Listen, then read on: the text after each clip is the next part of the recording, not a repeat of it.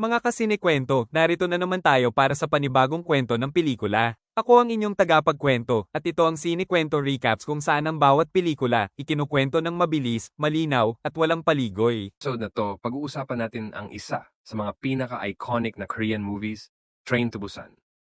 Pero teka, hindi lang ito tungkol sa zombies. Ito ay tungkol to sa pamilya, sakripisyo, at pagiging tao sa gitna ng kaguluhan. Ang kwento ay umiikot kay Seok-woo, isang abalang ama na halos wala ng oras para sa anak niyang si Soo-an. Isang araw nagdesisyon silang bumiyahe papuntang Busan para makita ang ina ng bata. Ngunit habang nasa tren sila, may kakaibang nangyari. Isang babae ang biglang pumasok, sugatan, at ilang segundo lang naging isang zombie. Mula ron, nagsimula na ang takbuhan, sigawan, at labanan para mabuhay. Sa loob ng tren, nakilala natin ang iba pang pasahero. Si Sang-hwa, ang matapang na lalaki na handang ipagtanggol ang asawa niyang buntis, at ang iba pang ordinaryong tao na may kanya-kanyang paraan ng pagharap sa panganib. Hindi lang laban sa mga zombie ang nangyayari, kundi laban din sa takot, kasakiman, at kawalan ng malasakit. Kung titingnan mo, simpleng zombie movie lang ang Train to Busan.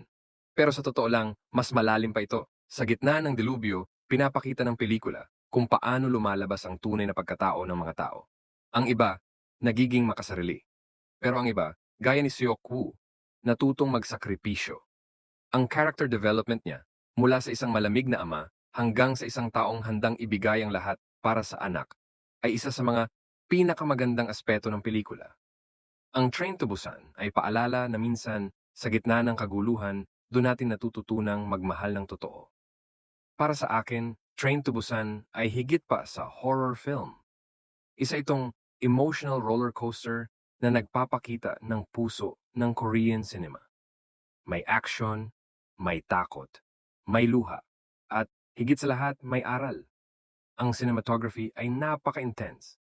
Ang editing ay mabilis pero malinaw. At ang mga eksena ng sakripisyo, lalo na sa dulo, ay sobrang tumatagos. Hindi mo kailangang mahilig sa zombie movies para ma-appreciate ito. Dahil sa huli, hindi naman talaga mga zombie ang kwento dito kundi kung paano tayo nagiging tao. Ayan mga kareel, yan ang recap at review ng Train to Busan. Isa itong pelikulang tumatak hindi lang sa Korea, kundi sa buong mundo. Kung napanood mo na ito, comment mo sa baba kung anong part ang pinaka nakatatak sa iyo. At kung hindi mo pa napapanood, time na para sumakay sa tren papuntang Busan. Kung nag-enjoy ka sa kwento ngayon, huwag kalimutang mag-like, mag-subscribe, at i-hit ang bell para lagi kang updated sa susunod na movie recap. Hanggang sa muli dito sa Sinikwento Recaps, kung saan ang bawat pelikula may kwentong ibinabalik.